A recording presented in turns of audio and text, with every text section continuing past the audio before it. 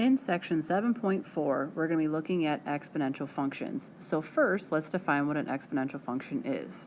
An exponential function is a function in the form of y equals a times b to the x. So a and b are going to be numbers and x is your variable. So whenever x is in the numerator, or whatever your variable is in the numerator, you will have an exponential function. So here's an example. We would have something like y equals 2 times 3 to the x. So we would call this an exponential function since x is in the numerator, your a value is 2, and your base is 3. Exponential functions are nonlinear functions. What that means is if I have a linear function, the root word of linear is line. So a linear function, like we've seen before, when I graph it, I get a straight line. So a nonlinear function means I'm going to get something other than a straight line, so some kind of curve. So again, when I graph an exponential function, I will get some kind of curve, not a straight line. So in these two tables I put down here, let's observe how an exponential function compares with the linear function. So a linear function is exactly what we've been talking about before, like y equals mx plus b.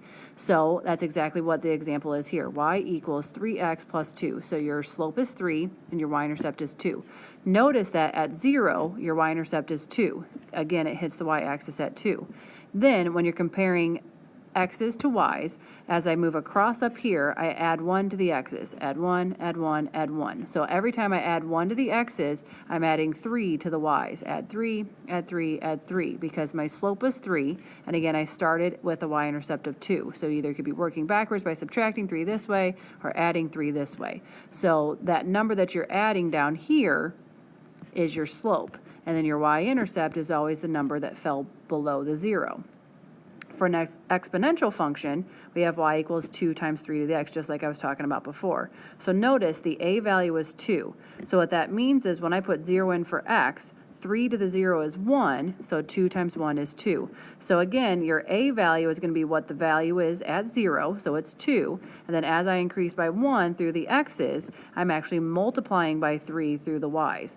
So when I was doing a linear function, I was adding whatever the slope was.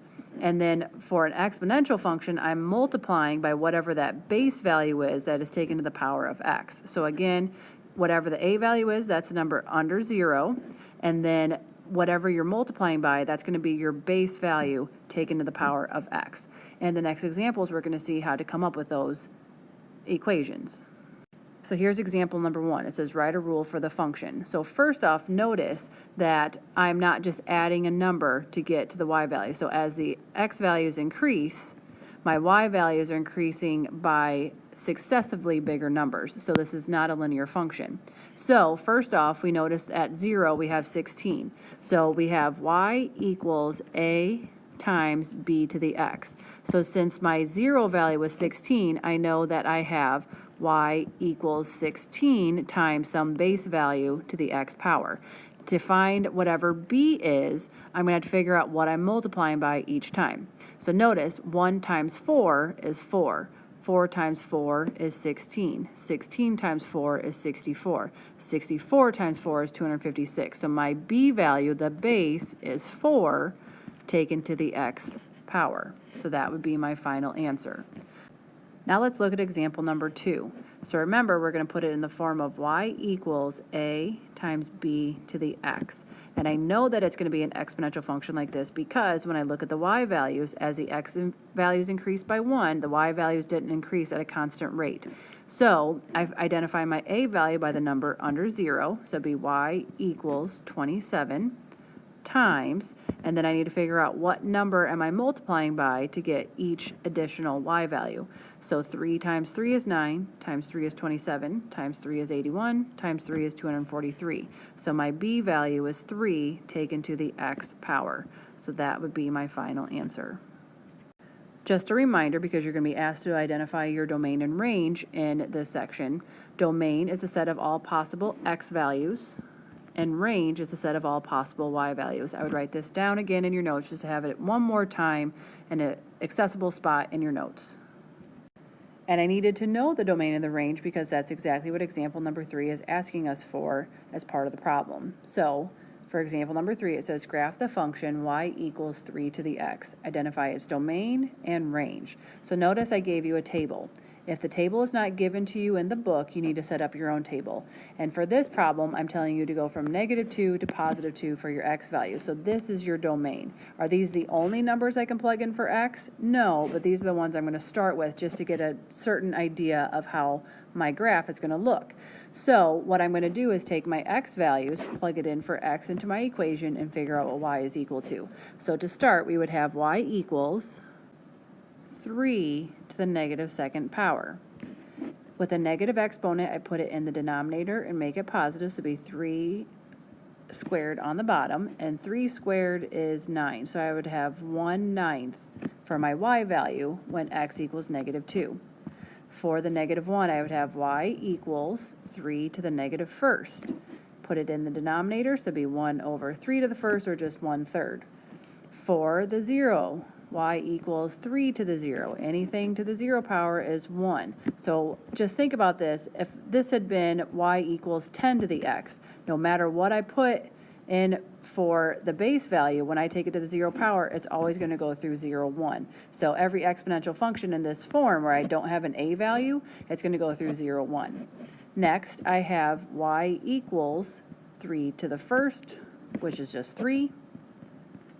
And then for 2, I would have 3 squared, which is 9. So now I'm going to take all these ordered pairs. So I would have -2 and 1/9, -1 and 1/3, 0 and 1, 1 and 3, and 2, 9. I'm going to take all those ordered pairs and graph it over here. So the first thing I need to do is draw my x-axis and my y-axis. Notice that none of my y values are negative, so I don't need to leave much space for a negative y-axis. So when I draw it, I'm probably going to draw my x-axis here and then have a nice long y-axis because I got to go all the way up to y equals 9. So there's my x-axis and my y-axis, and now I'm just going to plot points. So I have -2 and 1/9. So here is -2, and 1/9 would be just right above it. So I'm just going to put a dot right above where the -2 is at, since 1/9 is such a small number. Now for the next point, I have -1 and 1/3, so I need to go about 1/3 of the way up. So at -1, which is right here, I need to go 1/3 of the way up, so just slightly higher than the 1/9. Then at 0, I'm at 1. So again, remember, anytime I have a function in this form, it's going to go through 0, 1, because anything to the 0 power is equal to 1. Then at 1, I'm at 3. So here I am at 1. I'm going to go up 3. And then at 2, I'm at 9. So I'm going to go over 2 and up 9. So over 2, up 1, 2, 3, 4, 5, 6, 7, 8, 9. So just like always, we're going to connect these points with a line. But this time it's not going to be a line, but a curve, because these don't lie in a straight line. And just think about what's going to happen. If I put bigger and bigger negative numbers this way, I'm just going to keep getting smaller and smaller fractions. So for example, if I put x equals -5, that would be y equals 3 to the -5th, which is 1 over 3 to the 5th, which is 1 over 243, which is a very, very, very small number, which is even smaller than 1/9, and we already thought that 1/9 was really small. So again, as I put in bigger and bigger negative numbers, I'm just going to keep getting smaller and smaller y values, but it'll never equal to 0, and it will never cross over into the negative y-axis. So whenever you get closer and closer to something, but you never cross it, that is called an asymptote. And I know that word looks really weird, and it may seem kind of funny, but it's asymptote. The P is silent. So again, we would have a horizontal asymptote along the x-axis because I'm getting closer and closer to the x-axis, but never cross it. And if we think about as we put in bigger numbers this way, at 3 squared, I was up at 9. If I put a 3 in, that'd be 3 to the 3rd, I'd be all the way up at 27. If I put 4 in, I'd have 3 to the 4th, which is 81. So it's going to get explosively bigger this way. So it's going to go closer and closer to the x-axis this way, and just get really, really big, really, really fast as I put bigger and bigger numbers in for x that are positive. So it'll look like this. So as you can see here, it's this nice curve as I get closer and closer to the x-axis this way, as I put negative numbers in for x, and then as I get positive x values put in, I would just get really big really fast and go up that way. So this is an exponential function. The domain would be all real numbers because I can put any number in for x and take 3 to that power. So every number this way would get hit and every number this way would get hit. However, for the range, I will have a restriction because remember, I only got positive numbers when I took 3 to whatever power. I never crossed over into the negative y-axis. So therefore, y would be greater than but not equal to 0 because every single number that I got, no matter what number I put in for x, was always a positive number. So again, the domain is all real numbers and the range would be y is greater than 0 because I never end up with 0 or a negative number when I put 3 to whatever power. So now let's look at example number 4. It says graph the function y equals 1/2 times 2 to the x and y equals negative 1/2 times 2 to the x. And compare each graph with the graph of y equals 2 to the x. So you can see here I've set up the table so that we're going to do all 3 of these, and we'll do them in different colors so you can see the differences. I'm going to do the work down here and just put the numbers in here so that it seems a little bit easier. So let's start here with the 1/2 times 2 to the x. I'm going to put negative 2 in. So it would become 1/2 times 2 to the negative second. So 2 to the negative second would have to go down to the denominator, so I'd have 1/2 times 1/2 squared. So that would turn into 1/2 times 1/4, which equals 1/8. So I'd have 1/8 for my y value at negative 2.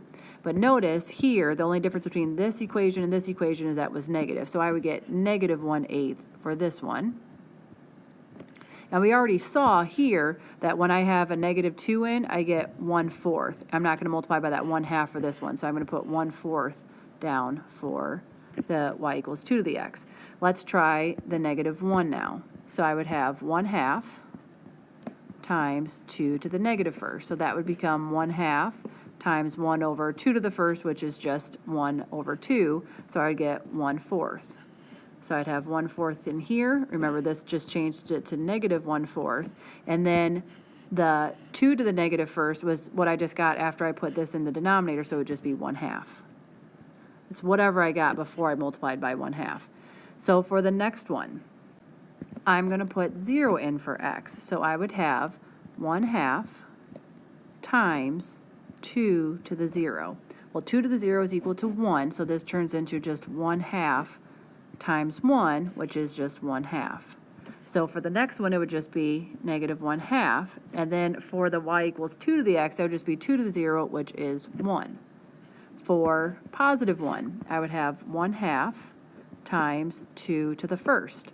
Well, that is just 2, so I would just have 2/2, which is equal to 1, which means this is negative 1, and then this would be 2, it would just be 2 to the first. And then we'll plug the 2 in. So for the first one, we would have 1/2 times 2 squared. That would be 1/2 times 4/1, which would give us 4/2, which is just equal to 2. So this would be 2, this would be negative 2, and then this one would be 2 squared is 4. So now that we have all of our values, we're just going to take them as ordered pairs and put it into graph form. So I'd have negative 2 and 1/8, negative 2 and negative 1/8, negative 2 and 1/4. So those are all my ordered pairs. So I'm going to take it in my graph, and I'm going to graph them. I'm going to do this one in black. I'm going to do this one in red. And I'll do the last one in blue so you can see all the comparisons.